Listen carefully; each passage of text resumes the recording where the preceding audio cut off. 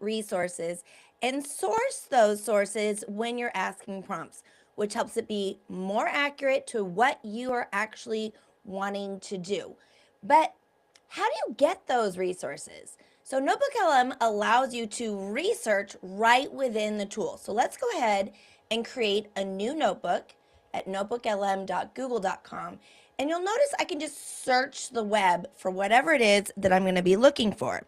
So I'm going to do engaging students in a classroom. And you see I have the option to do fast research or deep research. Now obviously for this video I'm just going to choose fast research because we don't want to be here all day. But a lot of times I'm going to do this deep research because I want some research on what makes a good rubric, what makes for good math instruction, different things like that. Now you can add your own files if you have the standards, if you have your syllabus, if you have your department policies, you can upload those, link to websites already. And then I use this a lot, this text, I'll just type it in or I paste it. Things that I know, I'm an expert in many things and I'll add those. But I'm just gonna use just the research. So I'm gonna go fast research and you see it now has created a notebook for me. So I'm just gonna put on here student engagement. I'm going to name it. Oops, spelled that wrong. Student engagement.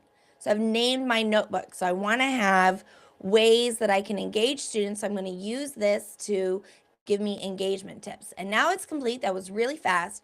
And you'll see that I have several resources. I'm going to click view. And I can import some or all of them. So here's a few of those sources. And I can import. Now you notice there are 3 sections to your Notebook LM. There is the sources section on the left.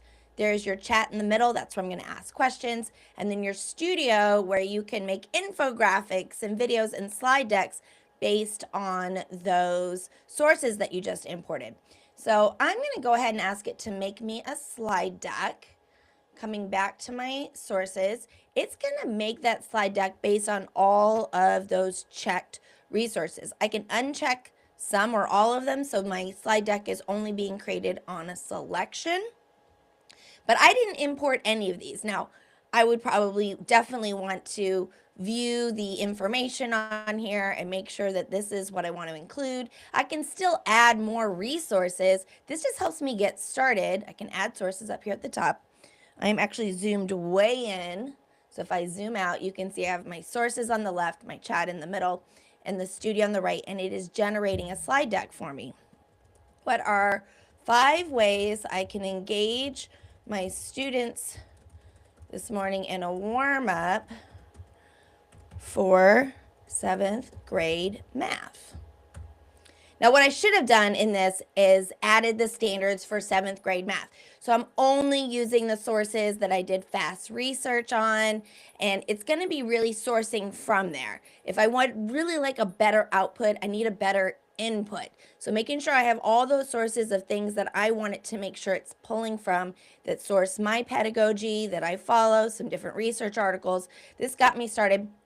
But you can see as the chat is going to give me several ways that I can consider doing an activity with my students. And then I can just copy this, paste it into a Google Doc. I can do several things with that. And notice it gives me some suggestions. How can I provide culturally relevant data for 7th grade math? Now, that's not about student engagement, and that's because one of the, well, it is actually. Obviously, things that are culturally relevant are going to be more engaging, but one of these sources is going to be talking about that, and that may or may not be what I was looking for. So again, check your sources, but it gets you started right there. So you're going to go to Notebook LM, you're going to create a new notebook, and then it's going to let you get sources right away so you can jump in even if you don't have them at hand.